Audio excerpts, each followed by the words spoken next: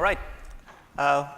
Welcome to this final session of the day on detecting brand logos at scale using computer vision and machine learning. My name is Arun Reddy, and I'm a software development manager at Amazon Brand Protection. Our charter is to essentially help protect brands from infringement in the Amazon store. And I will present this talk along with my colleague Istvan Fehervari, who will share essentially the stage and present different halves of the conversation. Thank you all for making it to the final presentation of the day. I know it's been a long day, so we hope that it'll be a fun and entertaining presentation for you. So this presentation is about an internal service that my team built to help detect logos in Amazon catalog images. And it's going to be fairly informational about how we built it and so on. So with that, let's get started. So the agenda for the next 50 minutes or so will be as follows.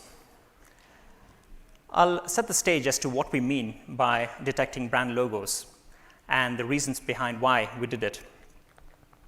We also talk about various approaches we took to this and some of the challenges that we faced along the way. We'll do a deep dive into the technology behind detecting and identifying brand logos, before finally talking about how all of this comes together in practice. So let me begin with talking about the reasons behind brand logo detection and what we mean by it. So I can explain this using some examples of some typical products you might find on the Amazon catalog. So as you can see with these three images, each of them has a recognizable logo. So simply put, brand logo detection is the detection of a logo with a trademark on an image of a product. It's a fairly simple concept, and I'm sure you've intuitively done this plenty of times before. And here we're trying to get a computer vision system to do the same. Apart from this being a really cool research project, a good question to ask is why might we be interested in doing this? So as you've probably heard, Amazon is big on its leadership principles. And the top leadership principle for us is customer obsession, which essentially means that we work hard to earn and keep our customers' trust. We want to ensure that the customers who come to our stores have a trusted shopping experience, which means that they can shop with confidence and products that they actually see in our catalog is representative of what they receive at home. We also are very interested in protecting brands' intellectual property, and we want to ensure that there are no unrelated logos or trademarks in catalog images. There are also other use cases that we could explore once we've extracted metadata from the image, for instance, like enhancing recommendations or improving our search algorithms. But the first two were the primary reasons behind us creating the system. So with that, with the stage set for why we're doing brand logo detection, I'd like to talk about how we got started with this. So as with any pragmatic software engineering team, we started to look around and see what was existing out there so that we didn't actually have to start from scratch effectively. We noticed that a number of brands have essentially text in their logos. So for instance, you see the famous Nike swoosh, but also you have the letters Nike representing the brand itself. So we saw maybe we could use some optical character recognition libraries, or perhaps some scene text cloud services could help us with this endeavor. And so we gave it a try.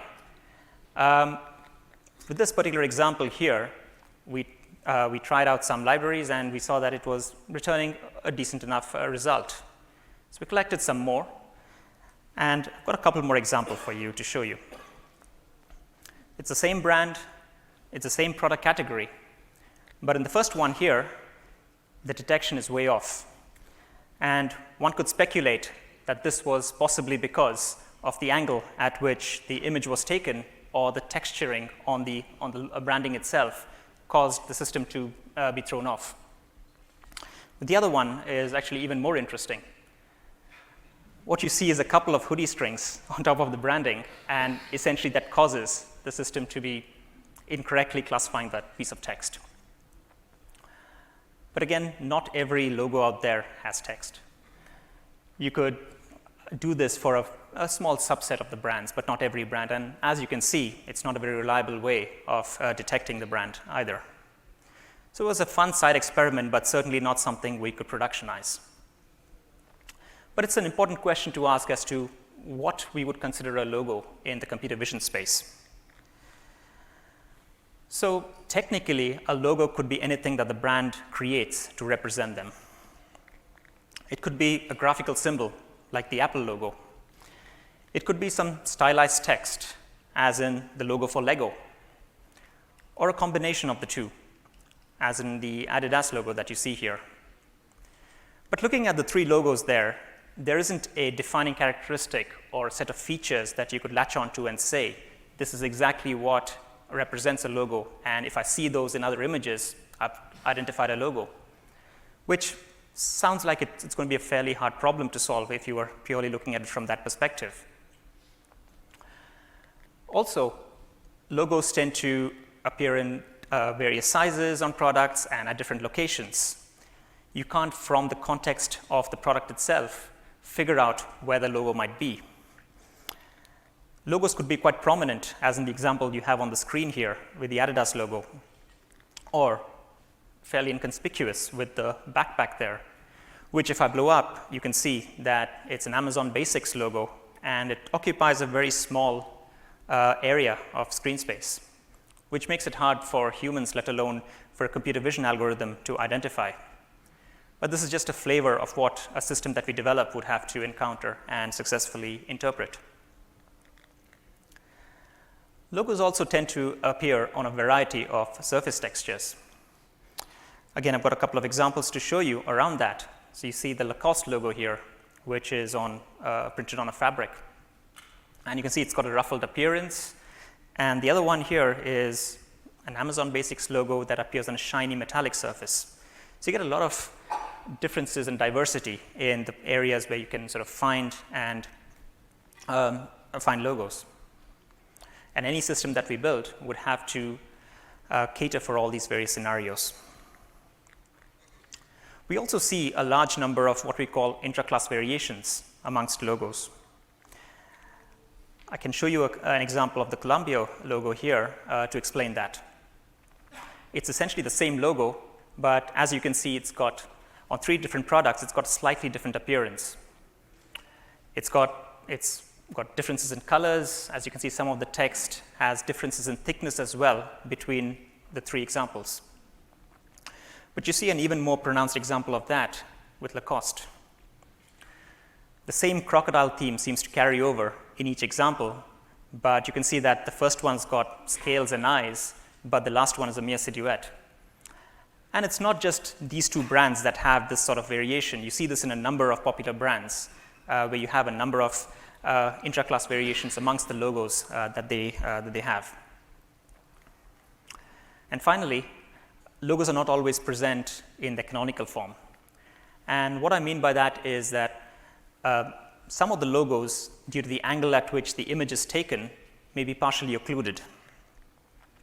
And also, if you see the scarf that you have there with the Adidas logo, since it's printed on fabric, it's slightly stretched, warped, and you see that quite often in the soft lines area.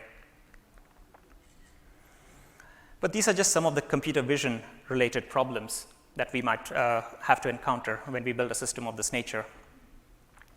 Being Amazon, we tend to think big, and we work at a much higher scale. Today, Amazon has marketplaces in 16 different countries. We sell billions of products, and we estimate we have 1 million+ brands selling through our stores. And we have about 3 million new images being added to our catalog every single day. So again, any system that we build has to work in these conditions and operate at this scale. So we had a wish list, essentially, a set of considerations for our solution. We needed our system to be highly precise.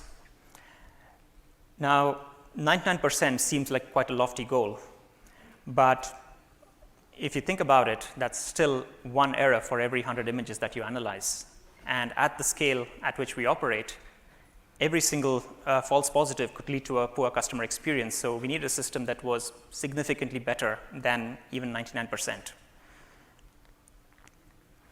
Also, given the number of brands that sell through our store, we would have to account for a large number of logos, and that includes different distinct logos within the same brand as well as variations of the same logo, which means the data requirements would have to be monumental in terms of collection. Also, the brand landscape is constantly evolving. Logos and branding doesn't stay still. So we would have to adapt with the times. As and when brands change their logos, our system would have to incorporate that, and we'd have to identify those. And finally, it goes without saying that the system needs to be performant to be able to analyze millions of logos and millions of images every single day. So we started looking at, obviously, neural networks. And here I've got an example of an object detection neural network, the FastRCNN network. I won't go into the details of how this works because that could be a topic on its own. But essentially what you have is an image that goes through several convolution layers. There are some regions proposed linked to detections in the image itself, and you have a label associated with that and a probability and a confidence score associated with that prediction. The way you would do this is you would have hundreds, if not thousands, of images for every single class of object you want to detect in your image, and you would train that using those images. And then, if successful, your network would then be able to detect objects or in images it has never before seen. But this typically works well when you have a few classes of objects that you want to identify. In our case, the classes being logos, and we had millions of logos that we wanted to identify, so it's a bit, we have to understand how that works. Which means there are a few drawbacks for us if we wanted to use FastRCNN out of the box, and primarily from a scalability perspective. In the logo world, we weren't able to find any open public data sets that covered the kind of requirements that we had. The largest data set that we found publicly was a logo set containing about 80 different logo classes, which is far too few. We'd have to collect the rest ourselves, which is, again, a monumental task.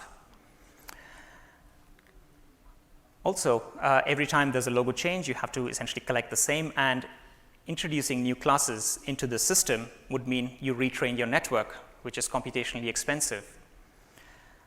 This would require the use of expensive GPU machines to train and run. And of course, FastRCNN is great. It does both classification and detection in a single network, but it has its performance penalties as well.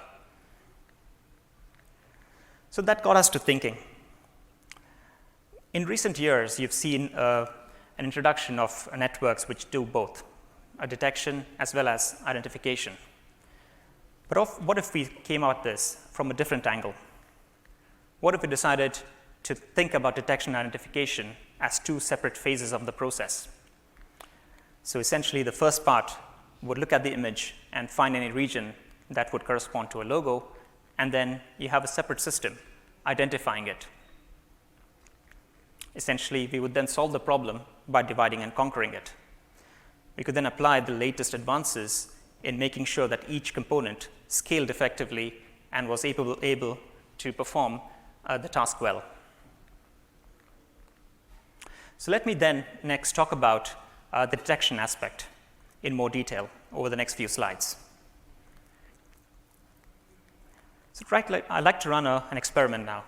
Essentially, if you look at the two images you have on screen, and I asked you to pick out any logos that you might identify in those two images, I'll now draw some bounding boxes around what you might have possibly picked out. It's quite possible that you're familiar with these two logos, and that's why you immediately sort of look towards them. But our hypothesis was that as humans, we have an intuitive feeling for what a logo is, because we've been exposed to so much branding and marketing all our lives.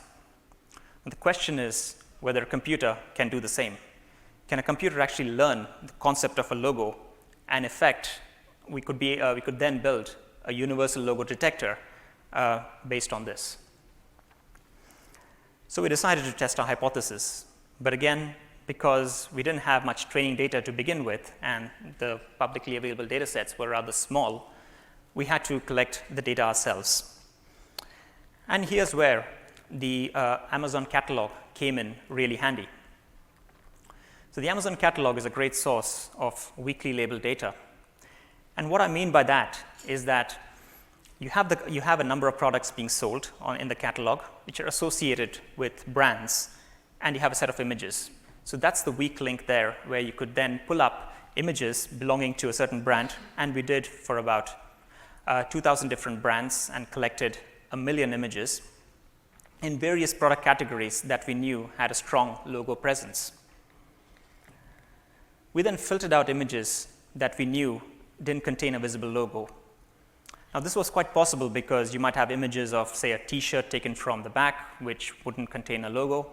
And then we ended up from 1 million images to about 300,000, which we could actually use. We then proceeded to get them annotated by humans. Now, here's an example of what a human annotator would typically see. The question we would ask a human annotator at this stage was to mark, using a bounding box, any region of the image that they considered to be a logo. So the first annotator might do something of this nature. They might pick out those 2 regions. But the same image shown to a different annotator might yield slightly different results. And this comes from the fact that logo is a very subjective concept. Now, are the 2 bottom logos a single one, or are they 2? It's a good question. And also the region on the right. Is that a logo or not? Again, this is a subjective question, so we gave the same image to 9 different annotators and had them annotated by each of them. We then collated all the results for each of those 300,000 images using a consensus and density-based clustering method to come up with a final set of annotated images. And we used that training data set on an optimized version of a faster RCNN network. We ran a validation set on this network, and what we saw was we were successful in learning the concept of logoness. So we had indeed achieved our goal. So our network was able to pick out parts of the image containing logos it had never before seen. So for instance, Adidas was one of the logos we trained the system on, but the Champions League logo was definitely not one of them. The system also had an excellent recall of 97%, but it was a bit slow, being based on a faster RCNN network. It also had a high number of false positives, and thresholding didn't seem to help either. We were seeing an equal proportion of true and false positives regardless of the threshold that we were choosing. And this is perhaps an indication of the subjective nature of a logo. And any region that stood out, whether it be a graphic or some text, was being identified as a logo, which means we were getting a lot of false positives coming back to us. So we started looking at some other architectures, some more modern architectures like single-shot models. We tested the single-shot detector as well as You Only Look Once, version 3, using the same training data set that we'd collected earlier. We saw significantly fewer false positives from the new models. And recall wasn't affected either, which was great. And of course, these models are significantly faster than faster RCNN. What we noticed was YOLO v3 performed far better than the SSD did in the catalog domain. So we were obviously training these these networks on catalog images.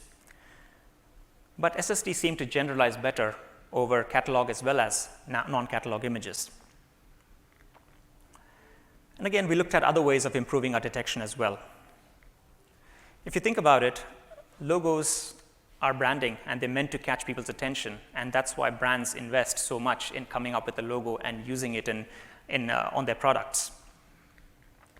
So we surmise that there must be some structure to it. There must be some reason why logos are placed where they are on a product. So what we did was we went and analyzed our data. And the heat map you see on the screen is a result of that analysis.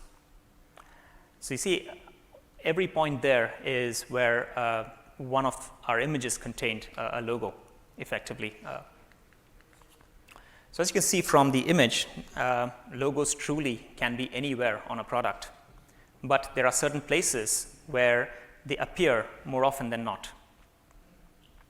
So for instance, if you had a detection along the central median there, the probability that it's a true positive is much larger than, say, you found a detection at the very edge of the image. So inspired by some research out of Uber recently, we decided to add some location information as extra channels to our model. And with that, we saw an immediate uplift of 15% better performance in our detection.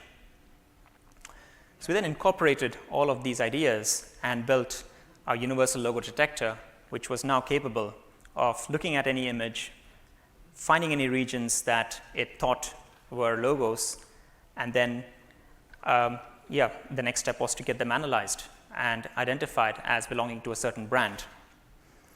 So my colleague Istvan is going to come up on stage next and talk more into the identification and how we went about doing that. And I'll come back later for Q&A. Thank you.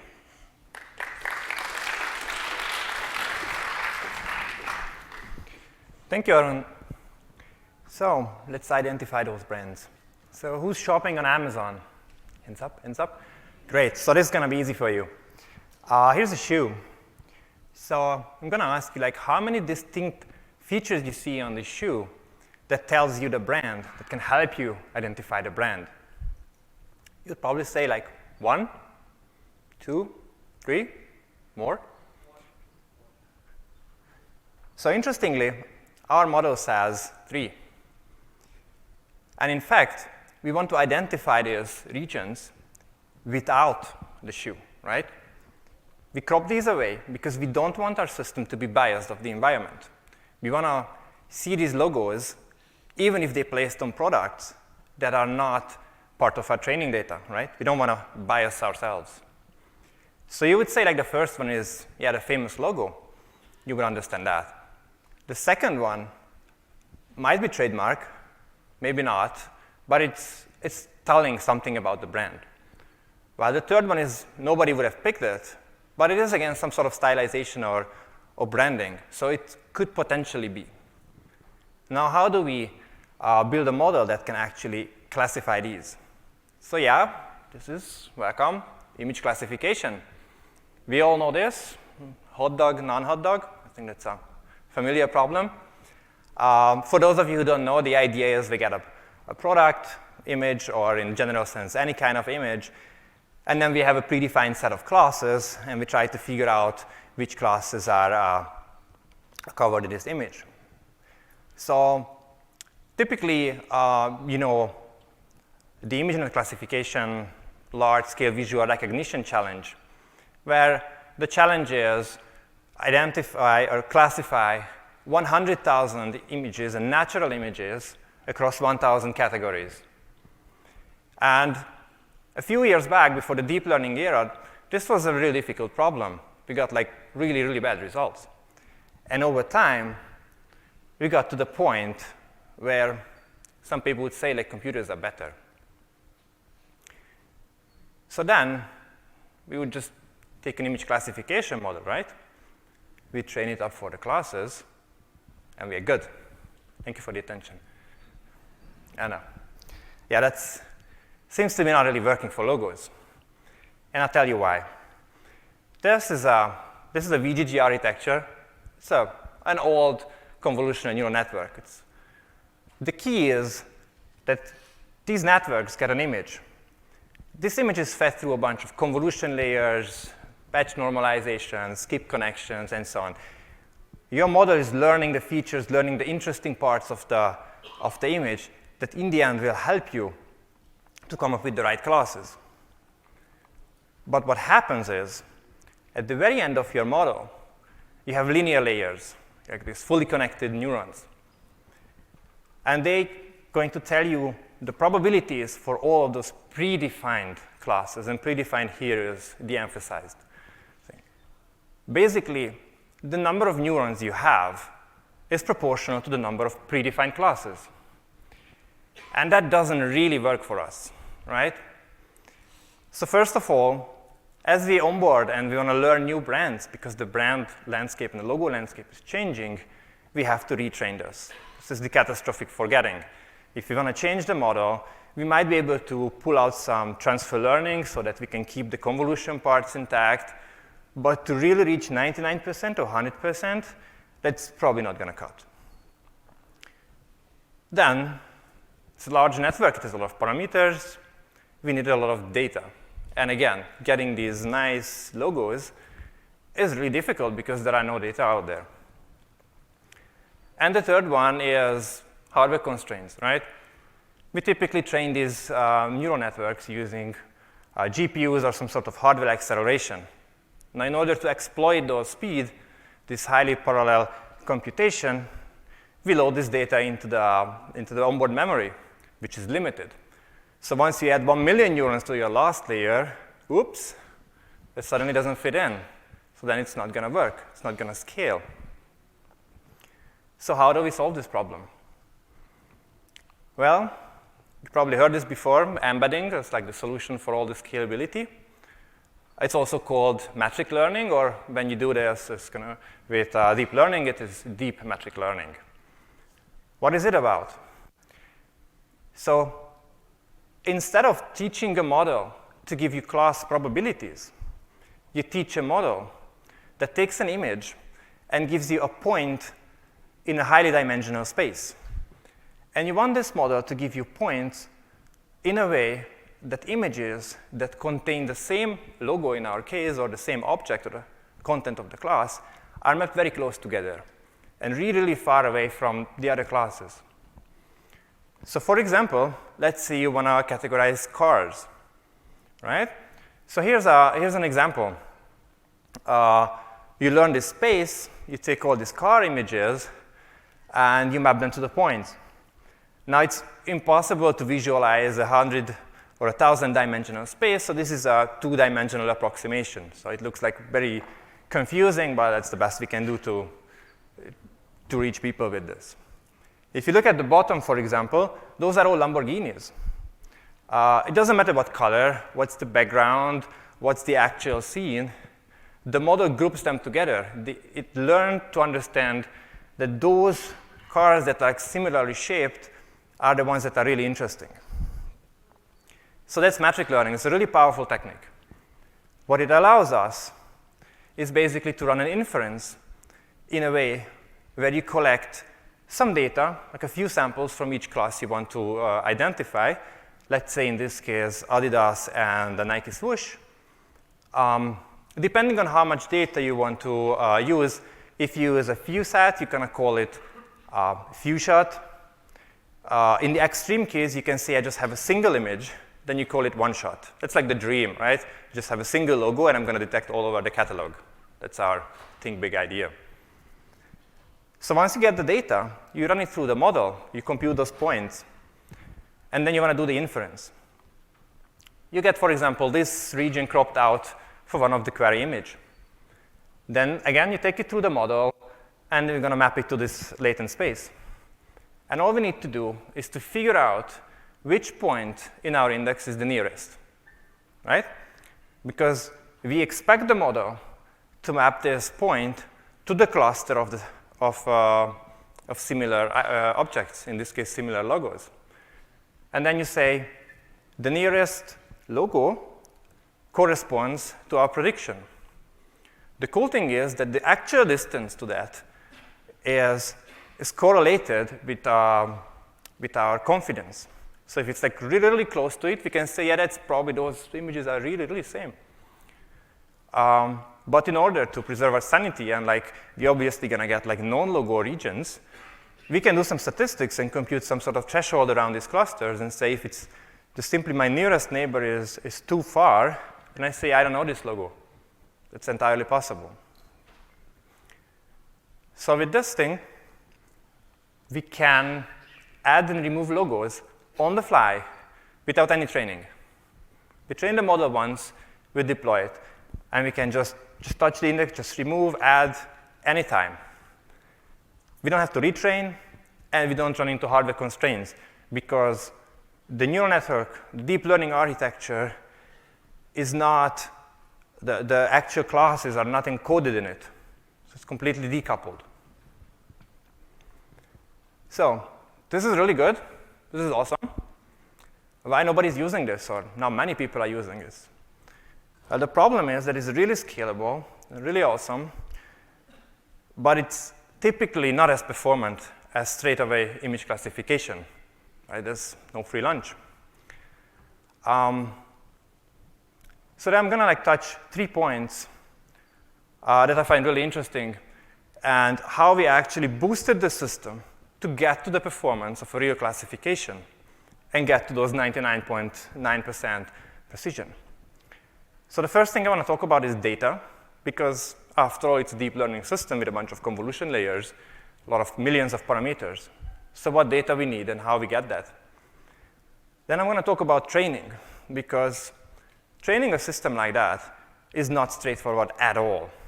So I think it's really interesting how we actually went about this. And the third one is a few tricks I would like to share with you, how we even boosted the system further away. We like to think big at Amazon, and I believe that some of these tricks that we used might be of use to you. So let's talk about data. Now, since it's a convolutional neural network, obviously, we're going to need a lot of data. We just can't do it without it. But unlike classification, we don't need a lot of data for every single class, right? Ultimately, we wanted to learn what is interesting in this region, what's the logoness in it, regardless of the colors and the shapes. So what we need is a few images per class, but for a lot of classes, right? That's going to teach the model what's the intricate detail that it needs to extract from those really, really small regions typically cut out of the product images.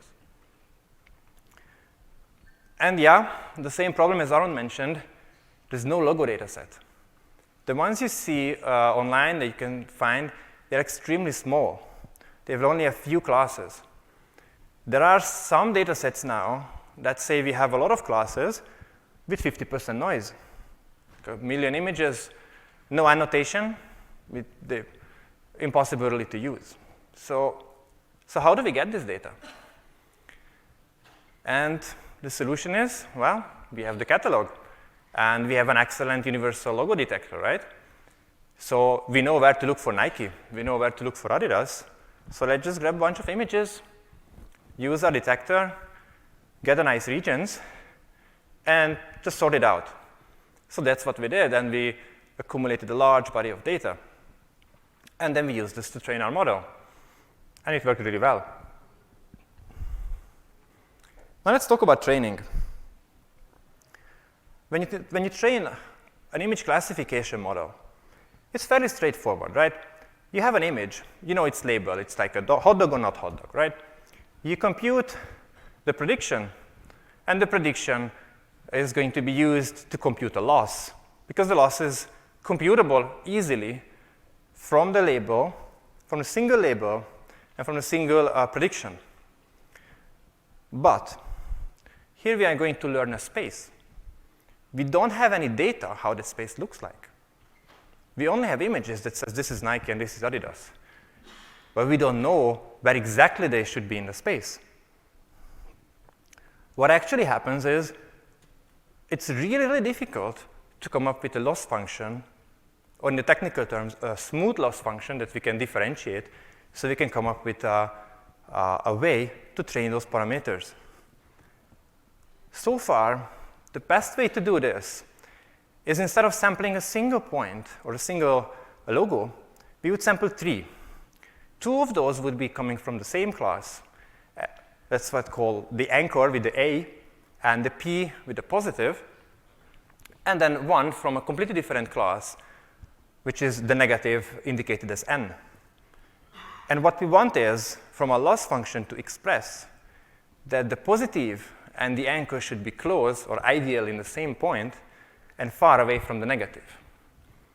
So if we do the math and we formulate it, this is going to be like a very nice Heaviside step function, which has a 0 gradient. So we can't use it for training. Another problem is, let's say we can come up with a nice approximation of this loss. Now, how do we sample? We have to sample 3 points. Now, if I sample all the variations, it's going to take forever. And a lot of those variations will actually give me 0 loss because they're too easy. So I have to look for triplets that are not too easy, but not too hard, because if it's too hard, that causes another problem. If the problem is too hard, your model is not going to converge and cause stability problems. So how do we sample? That's the question. And then how we solve this convergence and stability. Now, the state of the art is that we don't know. So there's a bunch of papers in the last 5 years. There's a well-known problem. There's no one solution that beats all. These are just a few papers that have significant contribution in the field, and we review them. And ultimately, we figured out that there's no single algorithm that's performant enough to do our logo recognition. So what we did in the end, we took the ideas here and there from these papers, and we built our very hybrid solution.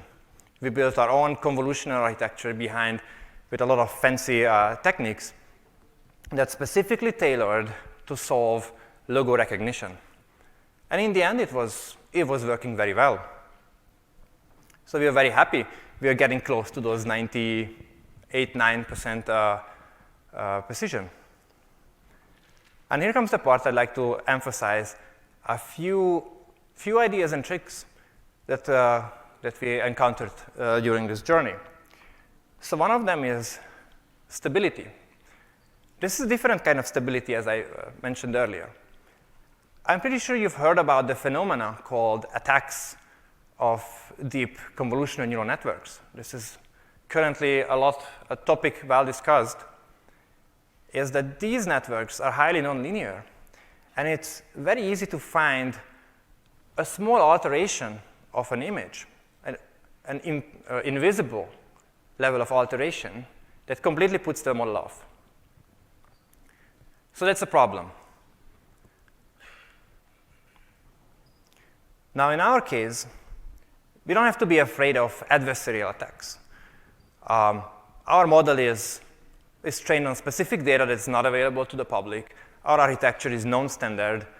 And our prediction probability or any kind of prediction output is not available, so there's no way for a bad actor to distill it. So why do we talk about stability then? Well, it turns out we are the bad actors. So think about it. The logos that we extract are really, really small. Now, in order to get good performance, we have a single model. And convolutional neural networks have a fixed input. You basically set the dimensions of the images that you use during inference. Now, in order to cover nicely all the logo size variations, we end up at a point where really small logos will be upscaled. And as we upscale them, we introduce blurring, we introduce noise. When we store them, we have compression problems. And all these are actually contributing factors to the stability problem. So we are working against ourselves. We have to make our model stable. We have to make our model robust against all these variations. So how do we do that? How do we train robust models? It's quite simple, actually. So you take your general way of training models, use augmentation. I think it's kind of obvious everybody's using augmentation. And it gives you some sort of robustness, but not much. And once you are done with training the model, you do a second training. But at this time, what you do is basically you take your input, you compute its prediction, in our case, whatever its vector, and then you're going to perturb this image, right? In this case, I'll do just some noise. and then I compute the prediction again. So from these two predictions, what we want is that the model says it's exactly the same. So if the model is stable, it's going to give you the same output, which yields to the zero loss. Now the trick here is that you have to make sure that that perturbation used at this process is not too strong, because if it's too strong, the model is going to collapse. This is like, I can't do it. Like, if you blur the logo like 100%, you can't expect the model to recover the lost information. On the other hand, if you make the noise too small, then you're doing nothing. Then the loss is useless. So we used a great AWS SageMaker, hyperparameter tuning. We figured out this hyperparameter, and that made our model really, really good. How good? So I see some charts. So on the x-axis, you see the amount of perturbations we give to our test set. And on the y-axis, you see the performance. We have 4 lines. Basically, we have 2 models, right? With and without this extra training. Also, we have, in each category, 2 models. As I mentioned earlier, one of the models uses a single logo in the index, a single representation. Think about the Lacoste example Arun presented earlier. A single crocodile should somehow cover all those variations. It's really challenging. And then we have another one called the few shot, where we have a few of these variations to make sure that we map this latent space nicely. So what you see is, as we add perturbations, noise, and blurring, performance declines. This is kind of expected. What is really interesting is that this training not just makes the model stable, but it helps the single-shot model to generalize. It helps it immediately, even for the zero perturbation, added extra performance. So we found it like extraordinary, like how much this model and this training pushed us really, really close to 100%. We were like very happy with this model. We were like, okay, we're going to go production now. This is excellent. But we are thinking big. We're trying to think ahead. We get logos from the catalog. Now, we all know that these convolutional neural networks are very sensitive to domains. If you train the network on catalog images, it might not perform too well on natural images, where you have all kind of other things that it hasn't seen before. What if our logos that we want to detect by this model are not cropped out of catalog images? For example, this is an Adidas logo just painted on a pavement. This is clearly not a product image. It could be coming from a shoe, but it could be just the canonical representation. From a computer vision perspective, these are very different problems. This basically shows how we humans and our vision and our perception is far ahead of all these machines. We are very happy with the ImageNet classification challenge, but in reality, these systems are extremely locked in for one domain. They're like robots. They are extremely good at doing one thing. So ultimately, what we want in the end is that we build a model that can give the right prediction regardless of where this cropped out region is coming from. If we accomplish this, combined with our universal logo detector, in the future we can step out from the catalog space, and the same model can be used in basically anywhere. Now, how do we solve this problem? How do we make this model more robust for those perturbations?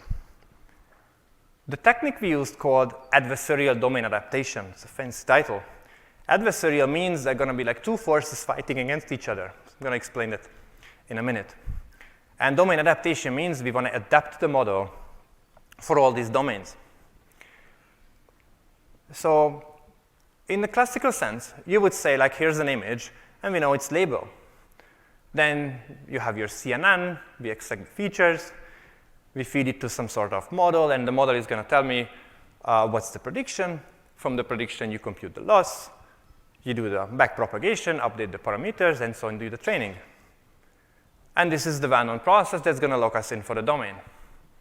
So what we do is we add another model. and we add another label. We say this image is coming from the catalog. And what I want is using those features that the second model, the second block, is going to predict where this image is coming from. So it has its own loss. It's a cross-entropy loss. Now, if we do this, we do the same backpropagation, we're going to make really nice features that's going to tell you what domain the image is coming from. Right? This is exactly what we don't want. What we want is that the model does not know. It cannot derive what domain the image came from.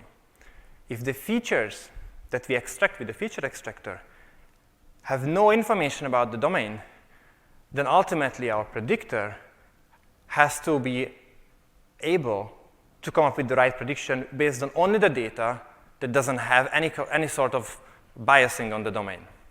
And in order to do this, you basically reverse the gradient in the second branch. And here's the two forces that are fighting against each other. So that's, again, an interesting process. You have to make sure that the process that's on the second branch is not too strong and it doesn't destabilize the model. So again, we use hyperparameter tuning, figure out this parameter, and train the model. And ultimately, we got a model that was really, really good at not telling us what the domain the image came from. So let me show you how that looks like. I'm going to try again to take our 2,000 dimension space and project it into 3. So we put just a bunch of logos here, but you see that they are extremely well clustered. You see on the top some Ray-Ban, in the middle some Lego, and actually not so close, but not too close to Lego, you see a bunch of red Adidas images. They have very, very similar stylization to Lego, which shows that the model is understanding that there is some sort of font, there's some sort of red background, and those might be related. But they're not in the same cluster. It clearly sees that those are different.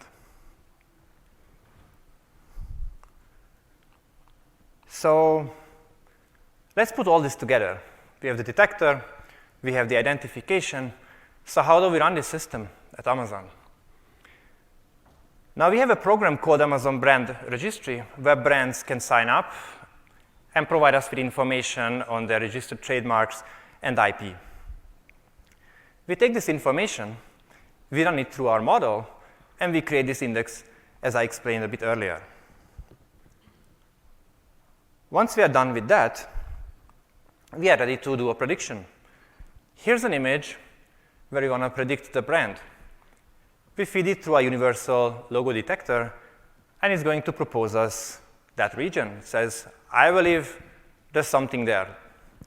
Then we crop this out, we feed it into the classifier, and this classifier is using the index to come up with the right prediction. 99.999 times the time. So to conclude this, brand logo detection is possible even with thousands of logos at a very high precision.